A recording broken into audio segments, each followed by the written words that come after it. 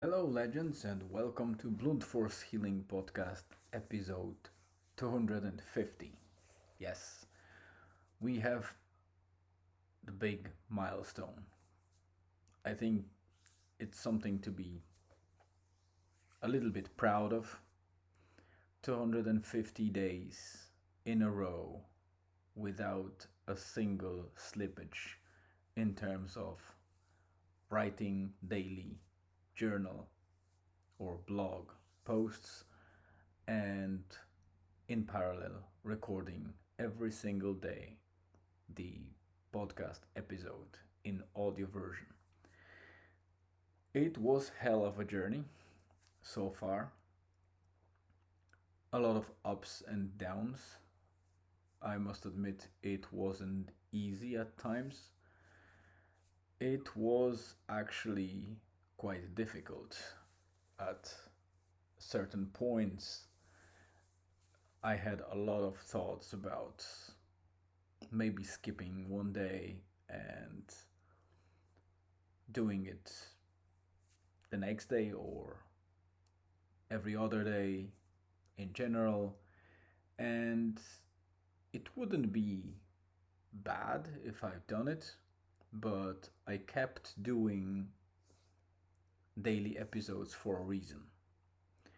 I knew myself for obvious reasons. I observe myself or kind of learn from what I do and what I did in the past. And I knew that if I start slipping or allow myself to loosen up a little bit, it will only get worse. And what supposed to be, for example, every other day would become very irregular and it would fade away eventually. And the whole point of starting the blog and podcast was to get out of my old habits or the lack of. So here we are, 250 days. That's quite a number. And in parallel, I also learned a lot of Spanish, despite the fact that I thought that Duolingo or similar apps can't really teach you a lot. And I was proven otherwise because I have Spanish speakers in the company and I'm quite comfortable, albeit in a very basic fashion, communicate in Spanish my thoughts, and they obviously they are there to correct me if I say something wrong, and obviously I'm far from right, but they understand the context and the words that I'm saying or writing, and most of them are pretty correct. So,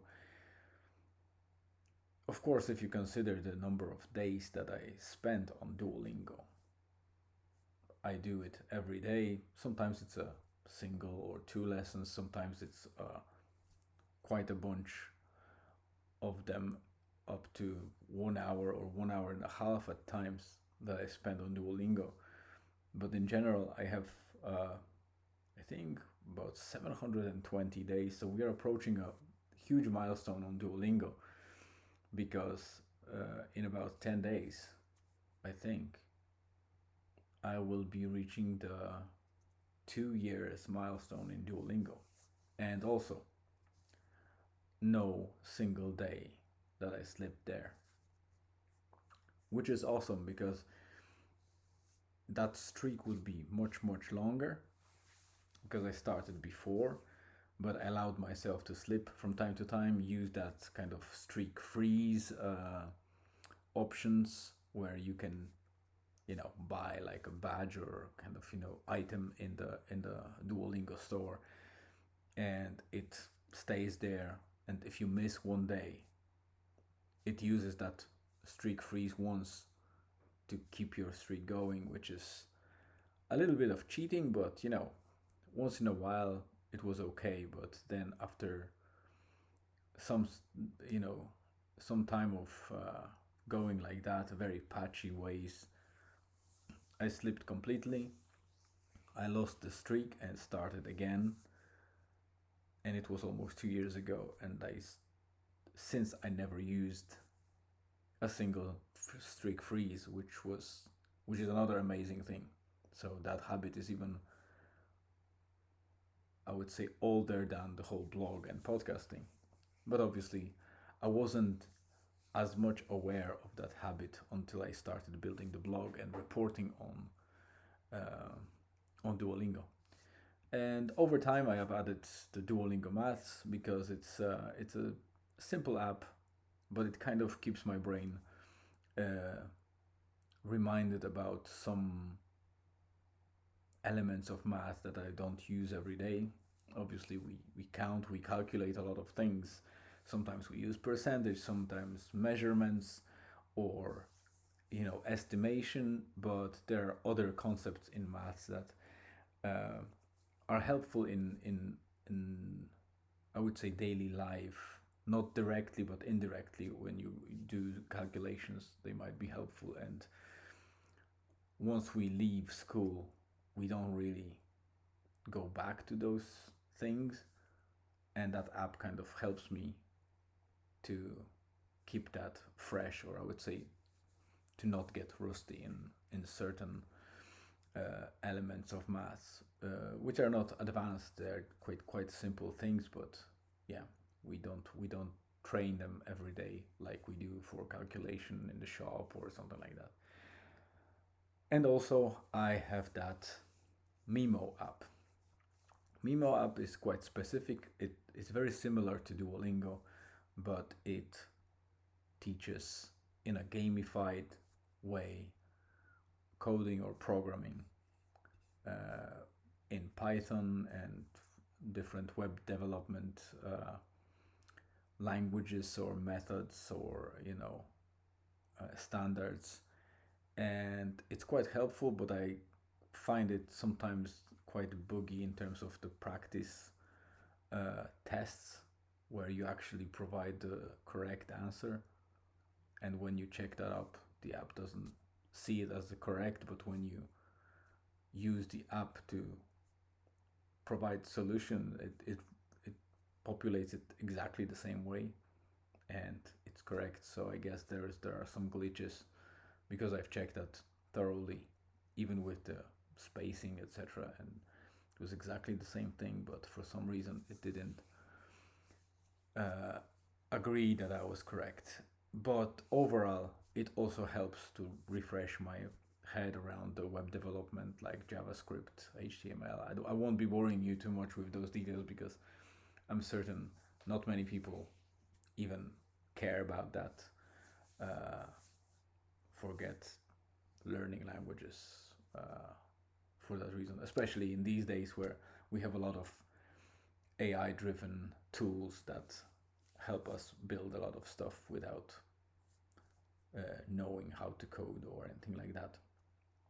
So these three apps are kind of my, you know, triad: Duolingo, mostly Spanish, but because I also learn a little bit of other languages like Portuguese and a little bit of Dutch, but in general, like Spanish is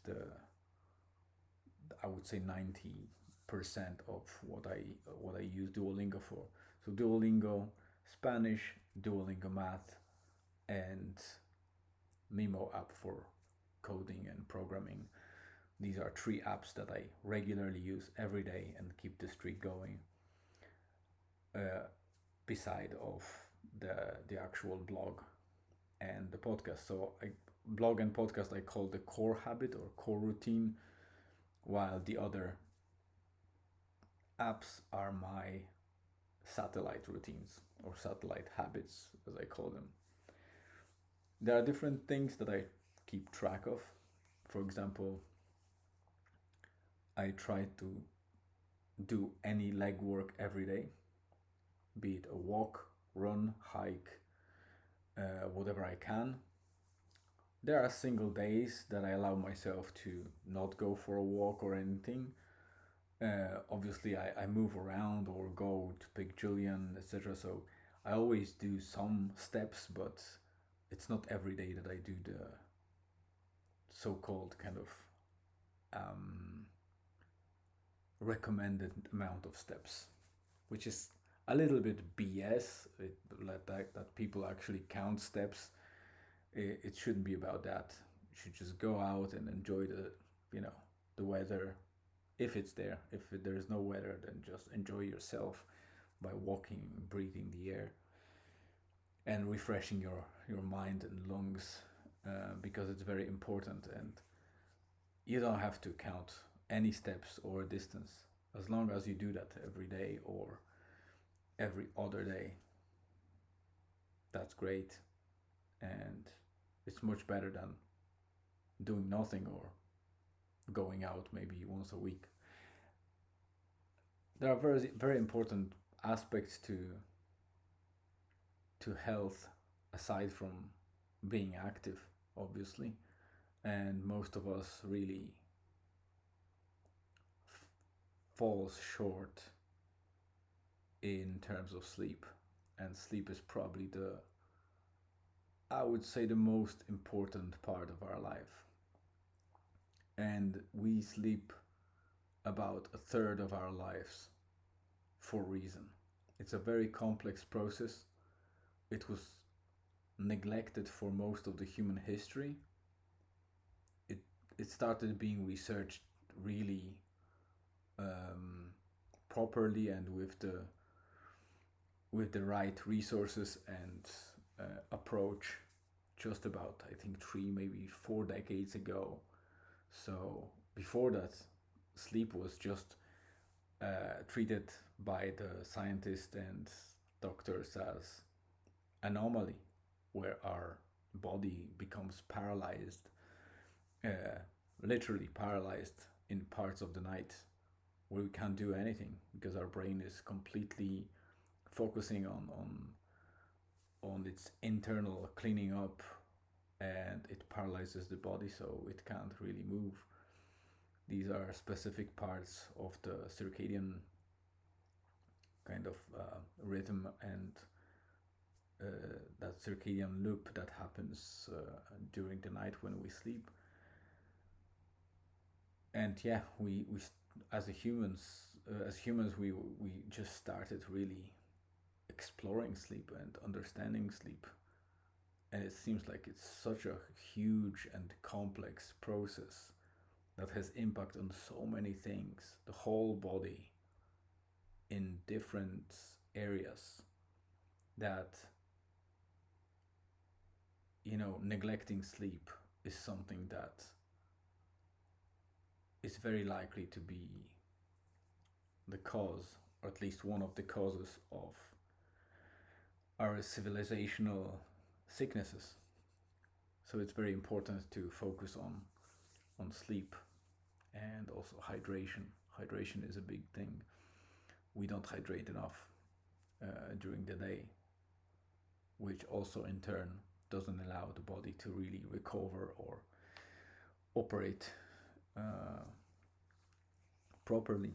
We overeat. Some of you might think, oh, no, I'm just getting 3 meals a day. Yeah, the size of those meals, we think it's a standard or it's small, but in general, statistics show that in a civilized world, most of us overeat. We eat way more than we need, and we don't eat necessarily the good things, so it's even worse. So that's something that I will be probably talking more about, because my wife is a personal trainer and nutritionist, and we both are interested and listen to people that research those topics a lot, all of them, from the functional medicine perspective through all of the other areas. So I will be probably sharing useful bites of information and compressed, uh, I would say, protocols, as they call in medicine, which is basically just a template for people to safely perform certain things regularly in their lives to make their lives better. And it's very important, I think, especially in the light of post pandemic and current recession and the world kind of standing a little bit upside down. The mental side of civilization is on the verge of collapse. Uh, we are in general, we are improving in terms of the lifespan, but the life quality is not the best. Although a lot of people are shifting towards a better care about their body and health, we still have a lot of work to do as a population to get even further. Imagine what we could do if we only started caring at least a quarter of effort more towards health. If you can take that perspective and understand that just about 150 years ago, so 1.5 century ago, our life expectations were around 40 years old. It doubled since we are now having on average expectation of 80 years old of an average human being that is relatively healthy. So if we could achieve 100 in 150 years double the life expectation, so we extended that possibility, be it through medicine, um, healthy living, hygiene standards, and other stuff. And if you consider how exponentially we progress with many other areas, if we would add caring about our health a bit more, it's amazing what we could probably achieve. And the most recent research that I've heard about recently, and that was something that I still can't believe, but has been proven on mammals already to be working. It's being tested on the primates, which are closer to us, obviously, to see if we can not only, or actually, not if it works, we know it works, but it's now being tested more towards are there any side effects? And it might sound like magic or charlatanism, but it's a scientific paper, not one, but a couple of them that were already completed and published in Science Journal, which is probably the most respected journal, or one of the biggest journals, is that we discovered, and I don't want to butcher it because I don't remember the name for that. It's not specific genes, but some elements in our body that we can use to reset, quotes and quotes, the aging process. So actually reset it to a certain point very, very far into the past, meaning that our body can start and regenerate a lot of cells to the state that we were a couple of years, even to decades before, which is such an amazing discovery. And the fact that they were able to freely manipulate the old blind rats and restore their sight and ability to be dynamic like a young rat and physically enable them to refresh their cells in their body without real, um, you know, invasive uh, drugs or anything like that. So just by using the body to reset their processes and start redoing a lot of things to make them right and afresh, it's unbelievable. It's something out of sci-fi movies or novels. But we know already that a lot of things that were written down as sci-fi novels in the past, they're actually real these days. We are exponentially progressing with many areas, so it's an interesting time to live in. On one side, we have that upside down world, war in Ukraine, post COVID, uh, weird things that are happening. There are even uh, revealed secrets by the governments, US government and other governments. There are papers that have been unsealed, and they clearly state that what used to be uh, something more of a conspiracy theory or lunatic talk, we were touched by some forms of unknown origin. So, be it whatever you call it, if they're aliens or just some other civilization, we don't know, obviously. We can't prove it 100%, but what was revealed so far is that, yeah, there are objects that were not man made, as man as we know, as a human being, and they have been on Earth and in Earth atmosphere in different times, different years, different locations, and there is even a lot of talk and proofs now about the increased activity of those events around the globe. So it's a very weird time to live in, because regardless if it's true or not, or if it's just a hype, all these things layer up and affect our mental health and physical health in turn, because if our mental health is not right, our body will react in a similar fashion. So those 250 days I dedicate to you guys.